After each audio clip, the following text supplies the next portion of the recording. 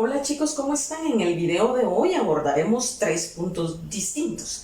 Primero los ejidos, luego los principios agrarios durante la época colonial y luego los postulados de la Revolución Liberal. Cuando digo la Revolución Liberal hablo de cuando toma el poder los liberales, con Justo Rufino Barrios queda como presidente y todo ese rollo. Bueno, empecemos. Los ejidos. ¿Qué eran los ejidos? Era una forma que había mediante la cual los ayuntamientos de cada lugar que estaban establecidos en las colonias o en las nuevas colonias, mandaban a solicitar a los reyes de España que se les asignara una porción de terreno, un ejido. ¿Para qué? Para el asentamiento de nuevos pueblos, villas o ciudades. El tamaño del ejido asignado tenía total relación con si se iba a establecer un pueblo, una villa o una ciudad, teniendo en cuenta no solo los espacios que se utilizarían para que la gente viviera dentro de esa ciudad, sino los que quedarían en calidad de ejidos y serían de tipo comunal, ¿verdad? Estas partes comunales quedaban bajo la administración de los ayuntamientos. ¿Cuáles eran esas partes comunales? Esas partes comunales eran el mercado, los parques, áreas deportivas, donde estaban los edificios de carácter estatal. Esas partes seguían siendo comunales, quedaban siempre como parte del ejido y bajo el manejo del ayuntamiento más cercano que hubiera de ese lugar o poblado. Una característica especial es que los ejidos que se convertirían en villas o ciudades tenían una porción de terreno que podía volverse propiedad privada y era donde estaban las casas de los que vivían ahí. En el caso de las ciudades, los ejidos eran más grandes, las áreas comunales eran más grandes porque habrían muchos edificios estatales y las propiedades de cada uno de los colonos serían más amplias. En el caso de las villas que eran para mestizos, habrían menos espacios comunales, menos edificios públicos y las propiedades serían más pequeñas. En el caso de los ejidos que se convertirían en pueblos, que era donde vivían los indígenas, tenían áreas comunes un poco grandes porque serían las que servirían para el cultivo y la agricultura, para que estos poblados pudieran tributar al rey y producir sus propios alimentos. Sin embargo, en este tipo de territorio que era el pueblo, no había segmento para la propiedad privada, solo había un segmento para que establecieran sus viviendas, pero no se otorgaba ningún tipo de título de propiedad individual, solo comunal. Estos eran los ejidos. Ahora pasamos a los principios del derecho agrario durante la época colonial y eran 5 principios básicamente.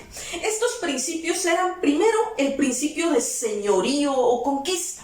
Es decir, que los españoles parten de la idea de que son los dueños y señores de esta tierra por su derecho de conquista, porque ellos vinieron, realizaron la conquista, son dueños y nadie más es dueño de la tierra. Ese es el primer principio. El segundo principio que utilizan es la tierra como aliciente. ¿Cómo usan ellos la tierra como aliciente? La usan de la siguiente manera. Como la corona no podía financiar tantas expediciones a conquistar todas las tierras nuevas, entonces lo que ellos dicen es: se regalarán tierras a quienes exploren nuevos territorios y los conquisten. Quienes sometan a las poblaciones indígenas, conquisten el nuevo territorio y se puedan hacer ciudades, obtendrán a cambio tierras. Ese es el segundo principio. El tercer principio que usan, que lo usan ya un poco más adelante cuando hay más ciudades y más terrenos asignados, es el principio de la tierra como fuente de ingreso a las arcas reales. Resulta que la corona al principio le otorga tierras a los conquistadores, a quienes vinieron acá a conquistar las nuevas tierras, pero después, como les mandaban un título de propiedad asignándoles un pedazo de tierra, pero nadie venía a verificarlo, entonces los conquistadores tomaban muchísimo más de lo que les había asignado la corona. Entonces lo que la corona hace al darse cuenta de esto es decir que van a mandar a un medidor de tierras, pero que ese medidor de tierras, si descubre que tú tienes excedentes, puedes comprarlos o devolverlos a la corona. ¿Por qué? Porque esto le iba a significar a la corona nuevos ingresos, porque ellos estaban seguros que poca gente querría devolver la tierra de la cual se había apropiado o la que incluso tenían ya ahí cultivos establecidos. Ese es el tercer principio. El cuarto principio es el bloqueo agrario a los mestizos. La población mestiza empieza a crecer, pero ellos no quieren que los mestizos tengan un poder económico adquisitivo grande. ¿Por qué? Porque consideran que esto es propiedad de los colonos, nada más de los criollos, de los conquistadores o de los españoles. Entonces, así como a las poblaciones indígenas, por ejemplo, se les dieron tierras comunales de manera sistemática, en las villas no habían pedazos de tierra directamente establecidos para que ellos pudieran cultivar y acceder a formas de producción.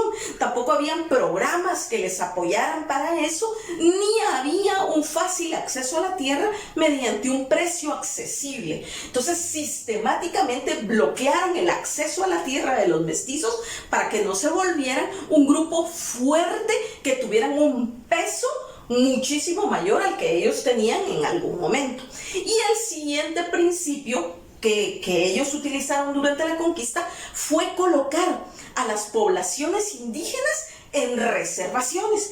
Por eso crearon los pueblos donde solo ahí podían vivir las poblaciones indígenas, solo en los pueblos que ellos les habían dado las tierras comunales, que eran lo único que podían utilizar. Esos fueron los 5 principios de la colonia para el derecho agrario. Ahora vamos a los postulados que hubieron durante la época de la Reforma Liberal. Como sabemos, los conservadores, que fueron los primeros en tomar el poder cuando se independiza Centroamérica, los conservadores tratan de mantener un status quo, que las cosas más o menos se mantengan de la manera en la que están. Los liberales no, por eso Reforma Liberal. Los liberales tratan de cambiar todo y para cambiar las cosas ellos tienen unos postulados. El primer postulado es desposesión de la tierra. ¿Para quiénes? No para todos, obviamente. La desposesión de la tierra como postulado lo tienen primero y número 1 para la iglesia. Segundo, para todos los mestizos que tienen tierra en usufructo. Y tercero, para los pueblos indígenas, 1, que están asentados en tierras que pueden ser productivas para los cultivos que tienen pensados, o 2, nada más como medida de opresión a las poblaciones indígenas. Entonces, ese es el primer postulado, desposeer de tierra. ¿A quién más se le desposeyó enormemente de tierra? A la iglesia.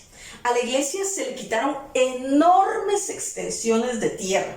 Era el terrateniente más grande que existía y dejó de serlo de un día para otro. Le quitaron prácticamente todas las tierras asignadas porque se consideraba que las tierras que tenía la Iglesia Católica iban a ser de los lugares más productivos para el tema principalmente del café o del azúcar.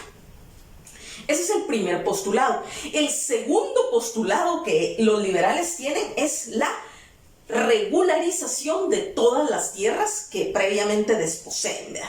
Ellos regularizan todas las tierras, crean un registro, procedimientos, leyes, todo, para que estas tierras se puedan inscribir como propiedad de las personas a los que se les da esta tierra. ¿A quiénes se les da esta tierra? A todos los que participaron en la Reforma Liberal, a todos los funcionarios públicos de Justo Rufino Barrios de alto nivel, a una serie de gente que trabajó con ellos, son los que se les asignan estas nuevas tierras. Y se les asignan de 2 maneras. A algunos se les regalan y a otros se les venden a bajo costo y a plazos además. Entonces ya llevamos 2 postulados. El tercer postulado que ellos tienen es, de nuevo, creación de leyes que fomenten la productividad. ¿Qué clase de leyes ellos producen aparte de las del registro que ya hablamos en inscripción de tierras? Leyes para que estos nuevos productores de cultivos puedan solicitar préstamos blandos o a bajo plazo, leyes para que tengan mano de obra barata o casi regalada. Ellos crean una serie de leyes incluyendo código civil, mercantil, una serie de estructura legal para que todo esto pueda darse de manera apropiada. Y no solo crean con esto estructura legal, sino económica. Este es el tercero. El cuarto que ellos crean es la presión y opresión constante de la población indígena. ¿Para qué? Para que al desposeerlas de sus tierras tengan que moverse. ¿Hacia dónde? ¿Por qué quieren presionar a la población indígena para que se mueva? Porque quieren que trabajen en las fincas de café o de azúcar. Y como los pueblos indígenas no estaban ubicados siempre en el lugar donde a ellos más les convenía, a veces solo por eso les quitaban las tierras y se las iban a dar en otro lugar donde a ellos les convenía más, porque tenían más acceso a mover a la población indígena para este trabajo prácticamente de esclavitud que realizó la población indígena en las fincas, ya fueran cafetaleras o de azúcar. Entonces, lo primero, como recordamos, es la desposesión sistemática de quienes mencionamos. Luego, la inscripción, titulación y registro de todas estas tierras.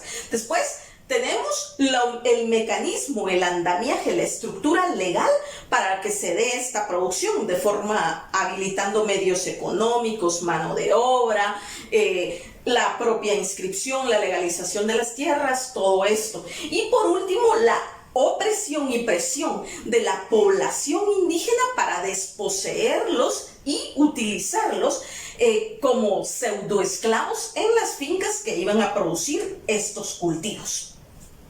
Estos fueron los postulados de la reforma liberal y con ello terminamos el tema, chicos, o los temas que teníamos pensados ver para hoy. Bye bye.